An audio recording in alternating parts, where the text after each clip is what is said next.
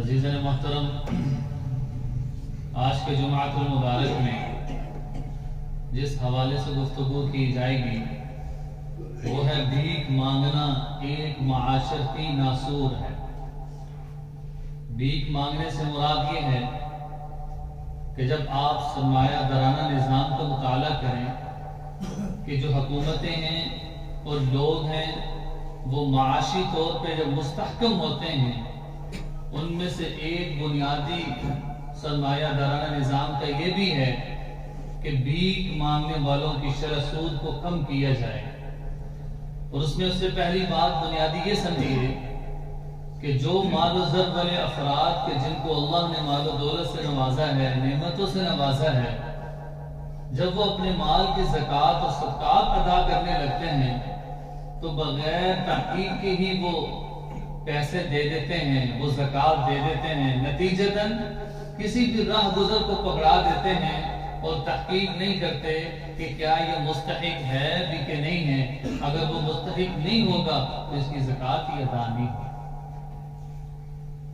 اس لیے اگر پاکستان میں دیکھا جائے تو 65% جو مسلمان ہیں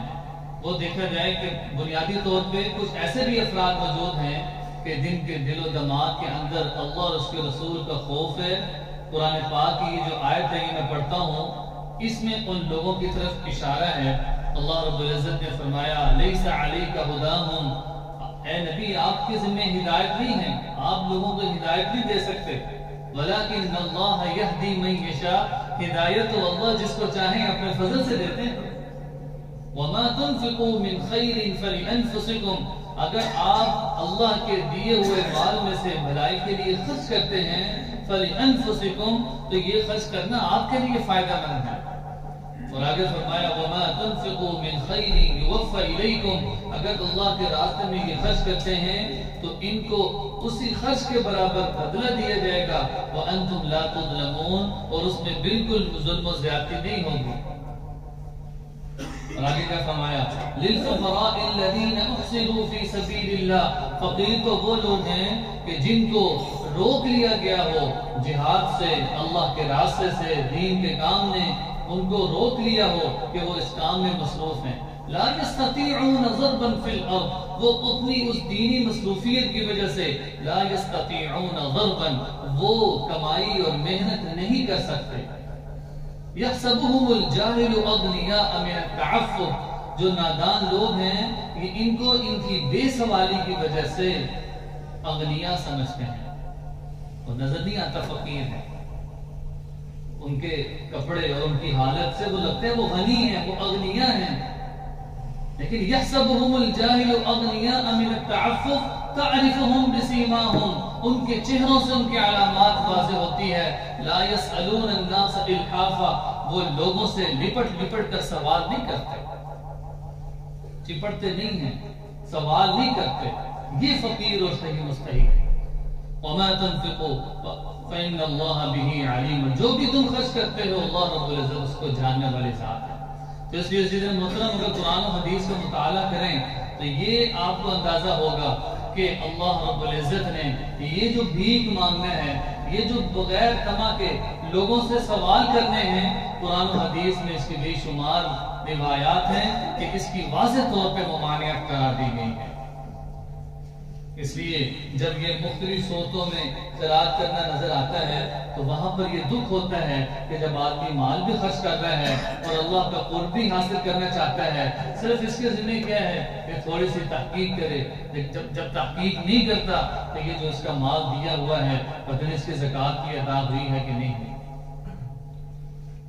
تو اس لیے فرمایا کہ ضروری نہیں ہے کہ فقیر واضح نظر آئے۔ اب علماء نے لکھا کہ فقیر اور مسکین کس کو کہتے ہیں؟ فقیر وہ ہے کہ جس کے پاس پیسے تو موجود ہیں، 3 وقت کا کھانا تو ہے، گھر میں راشن بھی ہے، لیکن فقیر وہ ہے جو صاحب نصاب نہیں ہے۔ نصاب سے مراد وہ نصاب کہ جس سے یہ شریعت کے اعتبار سے مالدار شمار ہوگا اور اس کو زکوٰۃ دینی پڑے گی۔ اگر اتنا مال اس کے پاس نہیں ہے تو یہ شریعت کے اعتبار سے فقیر ہے۔ اب اندازہ لگائیں 3 وقت کا کھانا تو تقریباً ہر گھر میں موجود، اور علماء نے لکھا کہ مسکین کون ہے؟ مسکین وہ ہے کہ جس کے پاس 3 وقت کا بھی کھانا نہیں ہے۔ علماء نے لکھا اگر اجازت ہے، آگے 3 صورتیں اجازت بھی آئیں گی، اگر اجازت ہے تو اس کو اتنی اجازت ہے کہ یہ اپنے فاقہ کو دور کر لے، 3 وقت کا بھی کھانا اس کے پاس نہیں ہے۔ اب یہ لوگوں سے سوال کرتا ہے، لیکن وہ سوال کرنا بھی مال کو بڑھانے کی نیت سے نہ ہو، صرف اپنے فاقہ کو، فقر و فاقہ کو چھپانے اور اس کی دور کرنے کی نیت سے ہو، اور لوگ بھی تصدیق کریں کہ یہ فاقہ سے۔ تو اس مطلب ہوتا کیا ہے کہ جب ہم بغیر تحقیق کے خرچ کرتے ہیں اور کوئی بھی راہ گزر ہو اس کو دے دیتے ہیں، تو اگر آپ دیکھے جائیں تو 50% ایسے لوگ آپ کو نظر آئیں گے کہ جو محنت اور مزدوری کرنے کے قابل ہیں لیکن وہ کرتے نہیں ہیں۔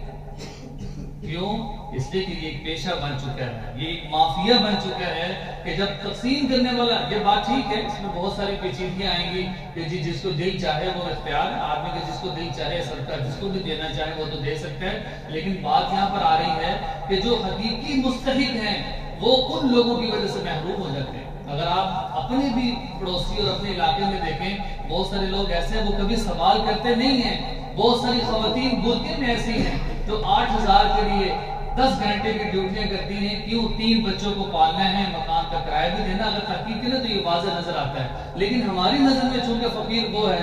جو راستے میں کھڑا ہو، جو سوال کرتا ہو، جو لپٹ کر مانگے۔ یہاں تک کہ حضرت معاویہ رضی اللہ عنہ نے فرمایا کہ اگر کوئی آدمی مجھ سے لپٹ کر سوال کرے اور وہ 2-3 دفعہ مجھ سے سوال کرے، میں اس کو دے بھی دوں، لیکن میں اللہ سے دعا کرتا ہوں کہ اس کی اس روزی میں برکت نہ ہو۔ اب عزیز محترم، جب اس کی مذمت ہے قرآن و حدیث میں، تو عوف بن مالک رضی اللہ عنہ سے ایک روایت ہے، وہ فرماتے ہیں کہ ہم 8 اور 9 لوگ تھے، آپ صلی اللہ علیہ وسلم کی خدمت میں موجود تھے، بیٹھے ہوئے تھے۔ تو آپ صلی اللہ علیہ وسلم نے ہم سے فرمایا کہ آؤ میرے سے بیعت کرو۔ صحابہ نے کہا رسول اللہ، ہم آپ سے بیعت کر چکے ہیں، ہم آپ کے قریب ہیں۔ آپ نے فرمایا نہیں، میرے سے بیعت کرو۔ پھر صحابہ نے کہا رسول اللہ کس بات پر ہم یہ بیعت کریں گے؟ آپ نے فرمایا کہ یہ بیعت توبہ کرو گے کہ تم اللہ کے علاوہ کسی کو شریک نہیں کرو گے، اور جب میں دنیا سے چلا جاؤں تو تم دین پر استقامت کے ساتھ لگے رہو گے۔ پھر فرمایا کہ جب سب صحابہ کو بیعت کر لی تو آخر میں یہ جملہ ارشاد فرمایا، اور یہ بھی کہ تم کسی سے سوال نہیں کرو گے۔ سبق بات ہے کہ یہ جملہ آپ صلی اللہ علیہ وسلم نے آہستہ بولا اور بڑے ڈر سے بولا کہ تم میرے بعد اور میری موجودگی میں کسی سے سوال نہیں کرو گے۔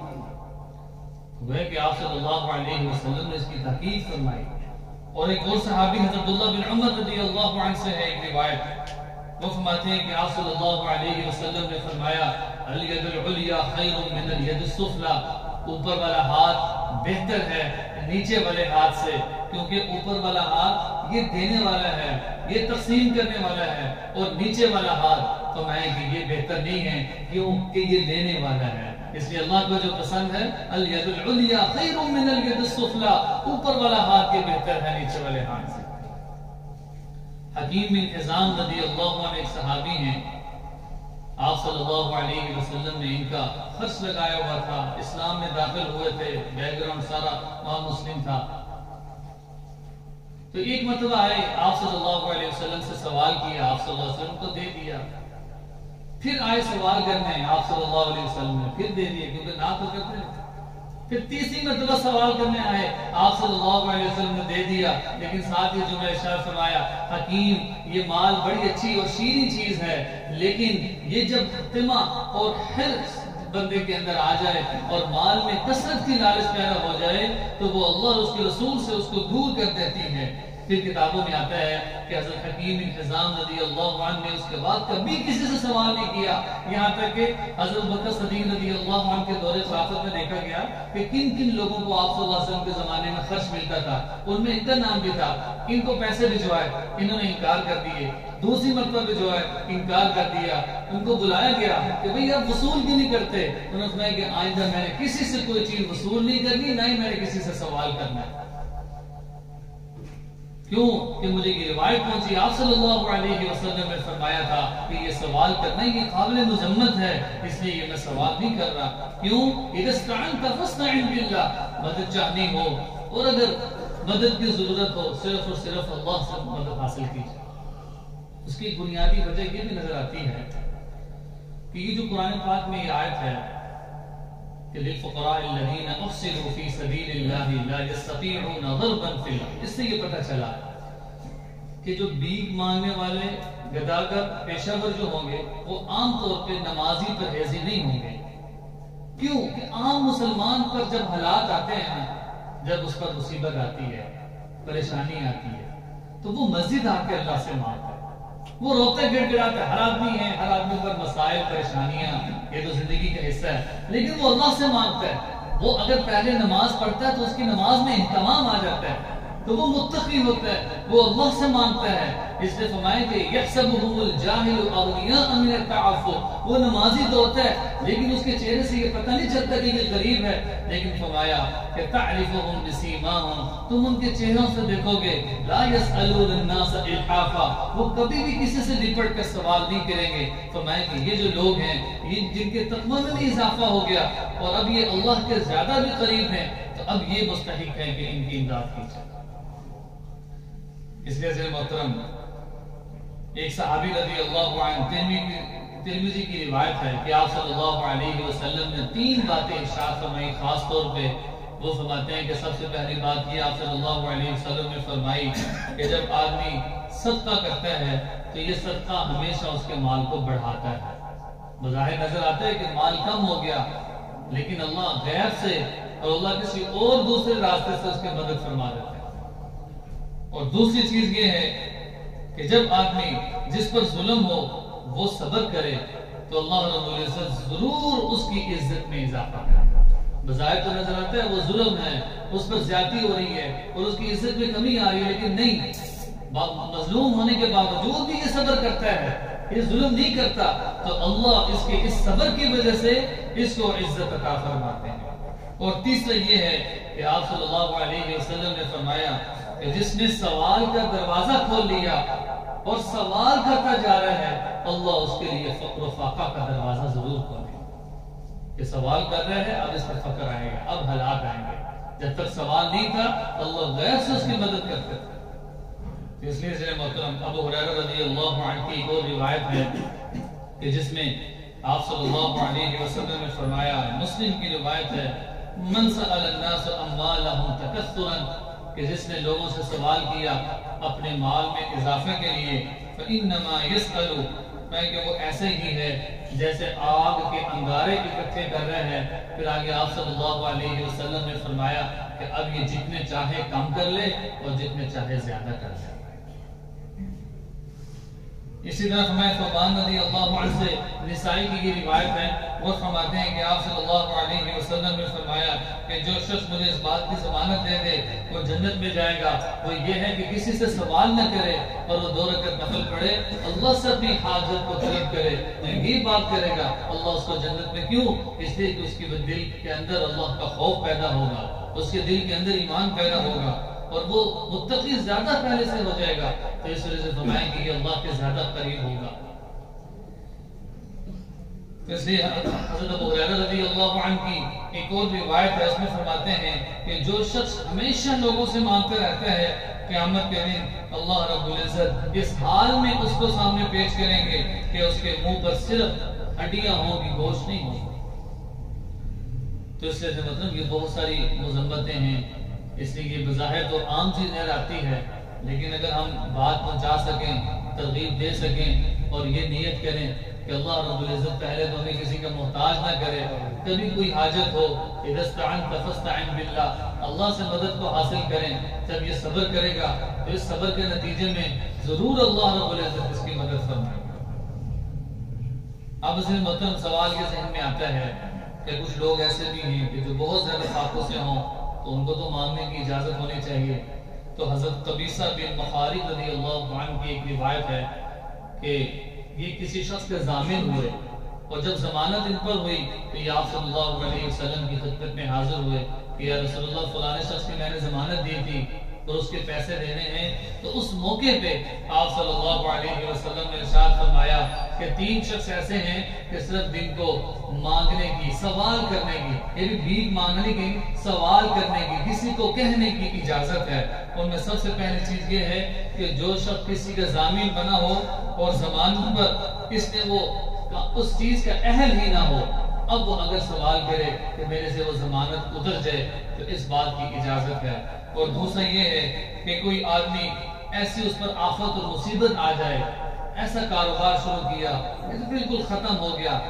کوئی آفت آ گئی، کوئی مصیبت آ گئی کہ سارا کا سارا مال ہی اس کا ہلاک ہو گیا، اب اس کو سوال کرنے کی اجازت ہے۔ جیسے اب سیلاب زدگان میں کچھ لوگ خود کہہ لیتے تھے کہ ہمارے یہ حالات ہیں، تو اس صورت میں کوئی اجازت ہے، کیونکہ یہ ایک آفت تھی، اللہ رب العزت کی طرف سے تھی، اس لیے اس صورت میں ان کی مدد کی جا سکتی ہے۔ اس لیے تیسرا یہ ہے کہ جس کو فاقہ کی نوبت ہو اور وہ اتنی سخت نوبت ہو کہ 3 آدمی گواہی بھی دیں کہ اس کے گھر میں کھانے کو بھی کچھ نہیں ہے، اور اگر وہ سوال بھی کر لے اب اس کے لیے سوال کرنے کی اجازت ہے، اب اس کی مدد کی جا سکتی ہے تاکہ وہ 3 وقت کا کھانا تو کھا لے۔ اس لیے بعض مقامات پر بعض عورتوں کی اجازت بھی دی جا سکتی ہے، کلی طور پہ کوئی حکم نہیں ہوتا، شریعت اتنی سخت نہیں ہے کہ بالکل ہی کسی چیز کو منع کرتے کوئی راستہ ہی نہ ہو، ایسی بات نہیں ہے، لیکن یہ بات ہو رہی ہے پیشہ بنانے کی، یہ بات ہو رہی ہے روٹین بنانے کی اور ایک مافیا بنانے کی، کہ جب وہ ایسا ہوگا تو پھر لوگ بھی ان کو ایسے بغیر تحقیق کے دیں گے تو پھر نہ ان کے صدقات اور نہ زکوٰۃ قبول ہوئی۔ اس لیے سے محترم اب اگلی بات یہ ہے کہ اس کا کیا مطلب ہے کہ ان کو جھڑکنا شروع کر دیں، ایسی بات بھی نہیں ہے۔ قرآن پاک میں اللہ نے فرمایا وَأَمَّا السَّائِلَ فَلَا تَنْهَرْ، ایک فقیر آیا تھا آپ صلی اللہ علیہ وسلم کے زمانے میں، تو کچھ صحابہ کو ایسا لگا کہ یہ بغیر یہ تو مالدار ہے ویسے ہی سوال کر رہا ہے، اس کو جھڑکی دے دی، تو قرآن پاک میں اللہ نے فرمایا وَأَمَّا السَّائِلَ فَلَا تَنْهَرْ، سائل کو جھڑکی مت دو، اس کو جھڑکو نہ، اس کو ڈانٹو نہ، اگر تم نے نہیں دینا خاموشی اختیار کرو، اس کو ڈانٹنے کا، اس کے ساتھ جھگڑنے کا یہ کوئی اختیار نہیں ہے۔ اس لیے رویہ ہمارا ان کے ساتھ اخلاق والا ہو، رویہ ان کے ساتھ ایسا نہ ہو کہ وہ تو سوال کر رہا ہے، وہ ایک گناہ میں مبتلا ہے، لیکن یہ اس کے ساتھ بد اخلاقی کرے گا تو میں وہ بجائے قریب ہونے کی اور دور ہو جائے گا۔ اس لیے بہت سارے روایات میں آپ صلی اللہ علیہ وسلم نے اس بات کی طرف اشارہ فرمایا ہے کہ اللہ رب العزت نے جو غرباء اور مستحقین ہیں ان کے بہت سارے مقامات پر انما الصدقات للفقراء والمساکین والعاملین علیہا 8 چیزیں بتائی ہیں کہ یہ مصارف ہیں، ان پر خرچ کیا جا سکتا ہے۔ اور سب سے بڑی بات یہ ہے کہ جب آدمی اپنے مال کو اللہ رب العزت کے راستے میں صدقہ کرے گا تو اللہ اس کے مال کو بڑھائیں گے، یہاں تک کہ فرمایا کہ جو غریب ہے وہ صدقہ کرے گا اللہ اس کے مال کو بھی بڑھائے گا۔ اس لیے چپٹ کا سوال